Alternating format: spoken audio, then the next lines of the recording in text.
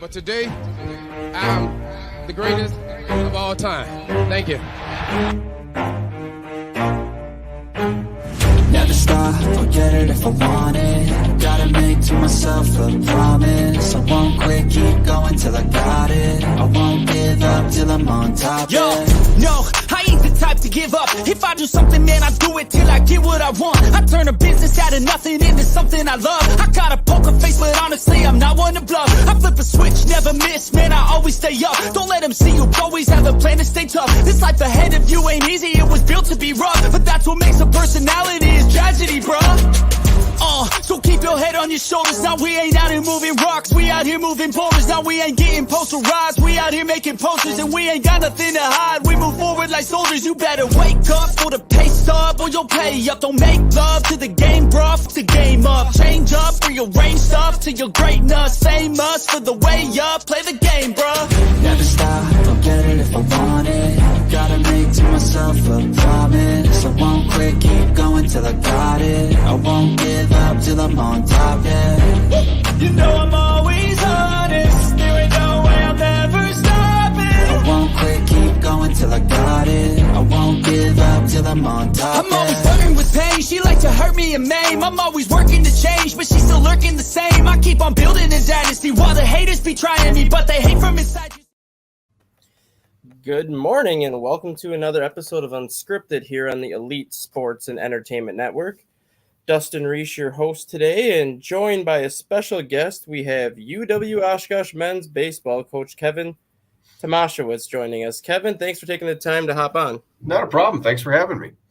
It's hard to believe this is your 11th year with the program. I had to look back at that myself. I'm like, wow, 11 years. When you took this job, obviously you took over from a legendary coach in Tom Lechner, and you kind of knew the history that this program had when you took over. So when you took over, did you expect to be here as long as you've been here so far? And just how have the first 10 years gone since you've gotten down to Oshkosh?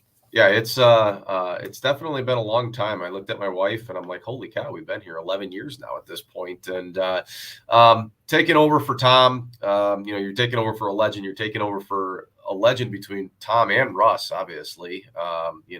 50 years of premier baseball in the state of Wisconsin, and it's been fun. I've always said I'd like to have won a little bit more than we have at this point, but we've been really competitive every single year, and we're still searching for that national title. I'd like to before I leave here add the third national title to the vault here, so I can equal both those coaches here. So it's been fun. I can't complain. We have some really good things going on at Oshkosh right now. A good team upcoming this year. The conference once again is going to be one of the top in the league, and I think that's the best part about playing in our league. It's such an unknown every single year of who's going to be good and who's going to maybe get those two spots in the regional at the end of the year. And I'm glad that you said that, because I think a lot of people that follow D3 baseball or not really follow it as much as I do don't really realize how good your conference is for baseball. I mean, you think of Wisconsin and the weather that we have in the spring, and it's just like hit or miss when you can even get on the field. But then once you guys start playing, you have Whitewater, lacrosse, you guys, Platteville's been good, Stevens Point's good. Like, you legitimately have 5 teams that could theoretically win any other conference in the league, but because the league you play in, the 4th best team in that conference would probably be the best team in any other conference in the country for the most part.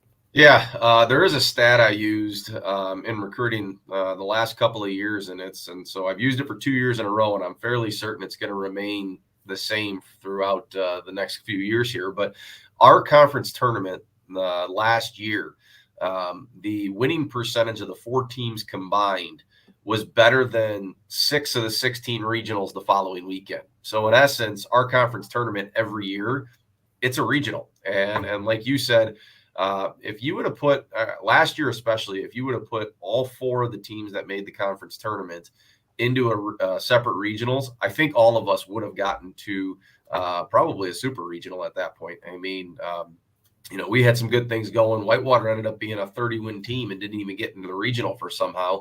And then obviously we saw what lacrosse did, and then Point and lacrosse faced off in the supers there. So and the difference between our conference and everybody else's is that everybody beats everybody. right? I think, Eau Claire beat La Crosse last year. Eau Claire beat Whitewater the year before, and they finished last in the conference. Platteville lost 2 games to Stevens Point lost 2 games to Platteville. So you literally have to, bring your A game, as cliche as it says. You have to bring it every weekend. And like last year, especially, you guys finished 25-15 last year. You were 15-9 in conference play. But towards the end of the season is when you were playing your best baseball. I believe you won like 7 of your last 10 conference games or something like that. And then you went into the conference tournament. You had Stevens Point on the ropes, and then they came back and ended up winning that game. And then that was right after Whitewater. So it's like you were saying, it's basically your conference tournament is basically like a super regional or even a regional for that matter, where once you lose that one game, your backs are against the wall, but you have to go in with that mindset that your backs are against the wall from that first game. Just kind of talk about last season and really how you finished the year last season up until when your season ended. Yeah, we had a really good year. We had a kind of an elder statesman group, we just performed very well throughout the year. We ended up splitting with Whitewater early in the year in the conference play. We split with La Crosse. And honestly, we both scored 26 runs against each other and went 2-2. So it was kind of funny. We were basically the same team. And then we went to Point, and we were a pretty high potent offensive team, and the wind happened to be blowing in a little bit, and a lot of our balls didn't leave the yard, and we couldn't manage to get runs against their really good pitching staff. Then we flipped back around the next weekend and we beat Point in the conference tournament. Like you said, we gave up. We were up 4 runs going in the 9th inning against La Crosse in the semifinal game, and we ended up blowing a lead in the 9th inning and ended up losing in 10, and then everything just kind of crumbled from there. And I talk about it with our guys. Like, we built up. We were 15th in the country May 2nd. By May 12th, we were home. And it happened in a blink of an eye. There's some things that, behind the scenes from an injury standpoint that happened that led to some of it. But, in the end of it, we didn't finish what we kind of started at this point. And that's been kind of the mantra moving forward with this year is we got to start fast, but we also got to finish fast. And we've altered the roster a little bit this year. So if we get into situations where we're not hitting the ball out of the ballpark, we can manipulate guys around the bases with some speed and stuff like that as well.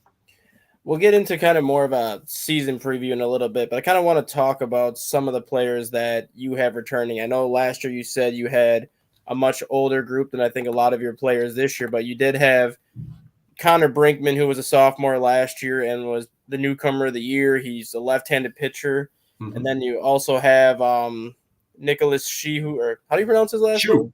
Shue, who's also a junior, terrific hitter last year. And then Mason Kirchberg is also another junior that you're going to have coming back this year that played a huge role for you guys offensively. Just kind of talk about those 3 players and the leaps that you kind of expect them to make from their sophomore seasons into their junior year. Yeah, well, we'll start with Connor. Connor's been since day one. We walked on campus, we knew he was going to be a good pitcher, and we started him out in the bullpen. He pitched really well his freshman year, and then I made the decision to put him in over a junior, and he kind of ran with it, and that's when he got Conference of the Player of the Year. And you know exactly what you're going to get with Connor. You're going to get strikes. You're going to get 3 quality pitches.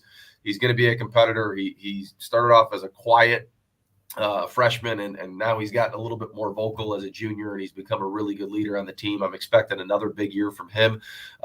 He's just a solid performer. We call pitches here. I like calling the games, and I always say that he's one of my favorite guys to call a game with because he has 3 quality pitches and he can put them anywhere he wants to at any time. So I'm looking for him to have a really big year this year. When you look at Nick Shue, Nick has been our DH the last couple of years. He's really improved his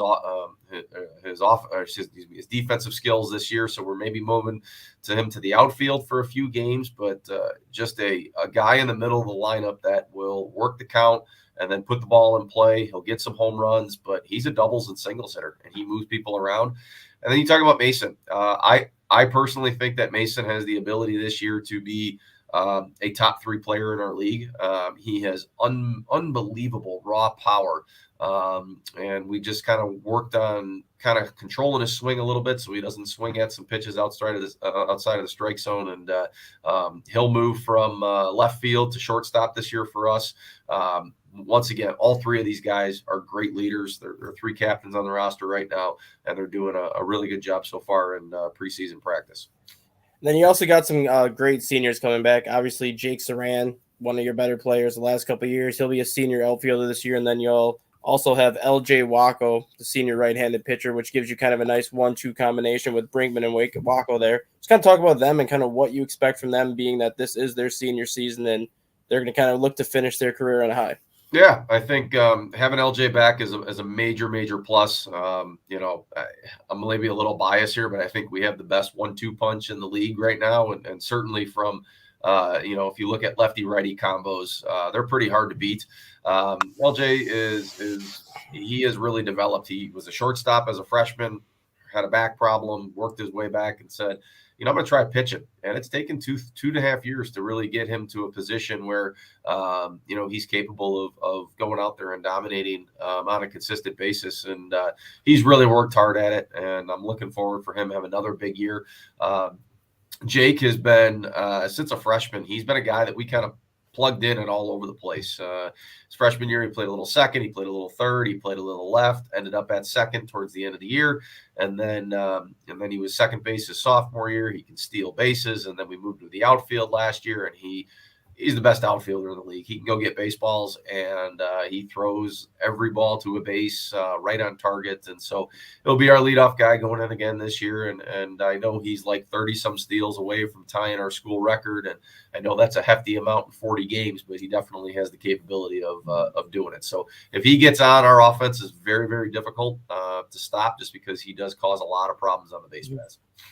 Then you have sophomores, Brendan Max and Connor Walters coming back also. They kind of played big roles for you as a freshman. But are there any other players that you had on your roster last year that may not have seen the playing time that they may have liked last year that you can kind of see taking the stride to make more impact this year? Yeah, Connor and Brendan are going to be two mainstays, I would assume, within our staff, and then in our outfield. We have two other guys. We'll have a new catcher, Jack McNamara, right now. He'll kind of be the main guy rolling into the season. We have a couple of freshmen that are going to also assist with that as well too. But Jack is going to left-handed hitter. He'll be really good. He's out of Illinois. He was an all-state player out of Illinois a few years ago. And then Owen Hausinger was also another all-state player out of Illinois. He's going to fill in the infield. We don't know exactly where yet at this point. But both those guys will see increased time. We had anticipation of maybe Owen kind of filling the role of Matt Sherman when he left this past year.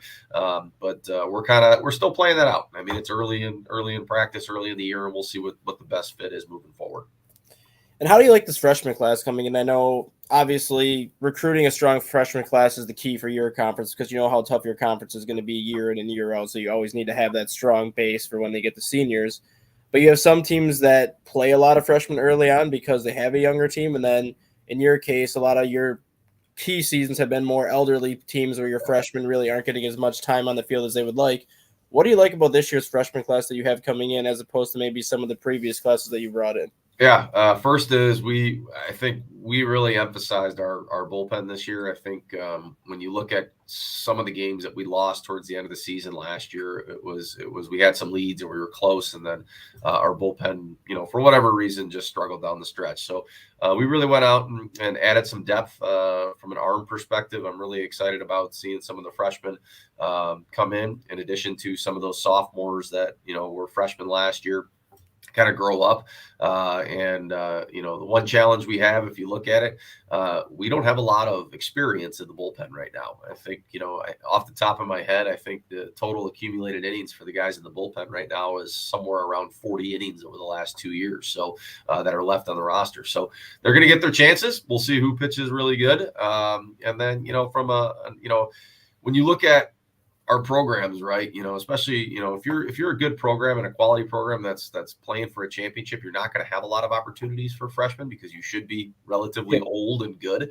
And so our freshmen are going to come in, they're going to fill in the needs, but those sophomores this year, those are the guys that sat last year, and now it's their time to shine. And hopefully they pick up the slack for the couple of guys that graduated and moved on to better things here.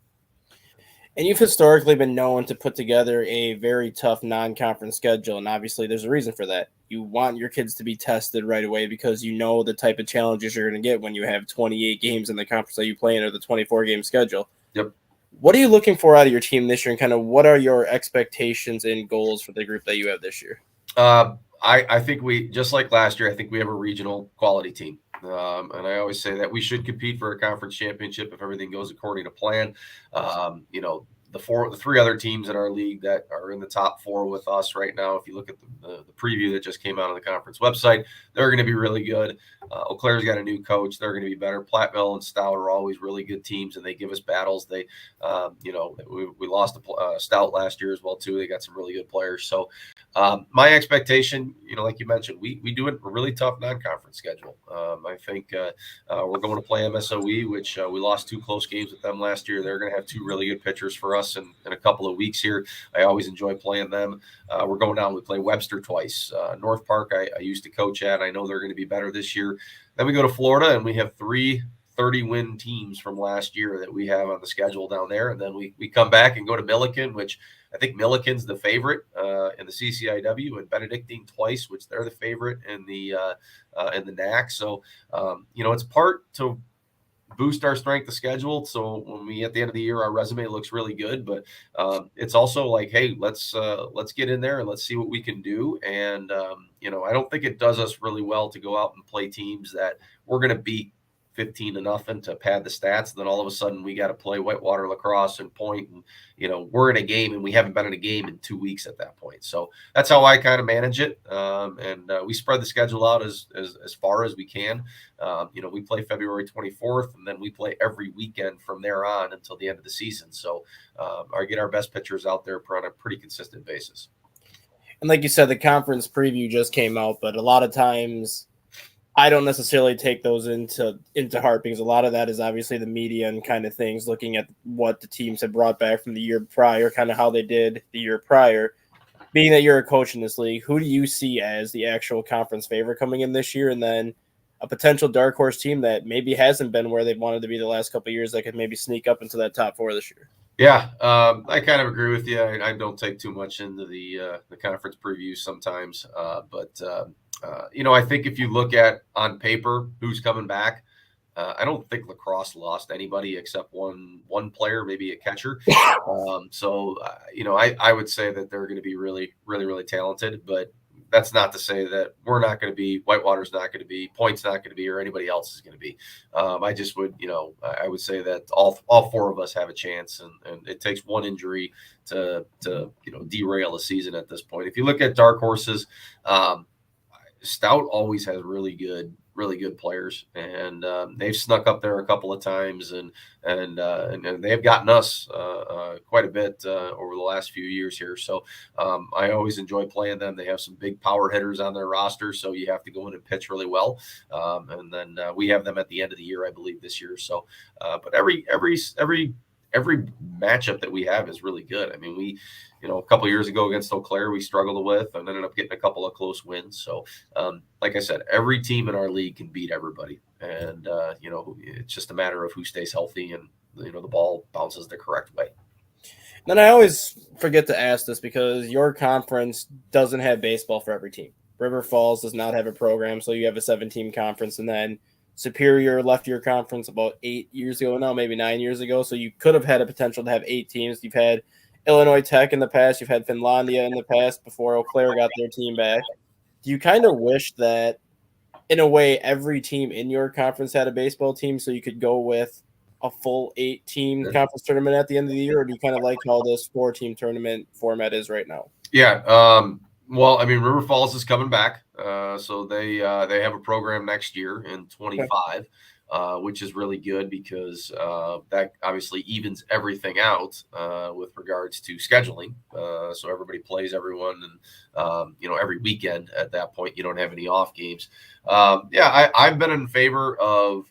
I don't think we'll ever get to a point to an 8-team conference tournament. I don't think there's a need for that, but I've been in favor personally of having a 6-team conference tournament. I think, college baseball is meant for the postseason. And if you can get more teams in the postseason and give people a chance, and especially later in the year, if that 5th and 6th team maybe is not into it, that, those last couple of weekends sometimes can get very long for those teams.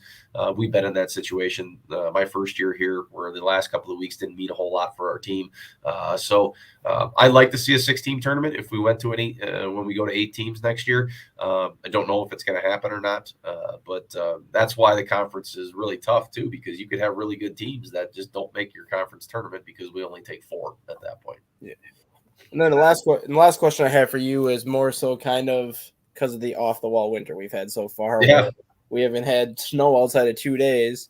Typically, you're on the road a lot to start the season, obviously, because weather here is not ideal, and sometimes it's not ideal until the middle of May. So, correct. How tough is it for you guys to actually get consistent practice time on the field at the beginning of the year? And given that we're going to knock on wood right now and that the weather has been pretty good so far, do you expect to maybe get a few more outdoor practices sooner than you typically would if the weather continues to be the way that it has been?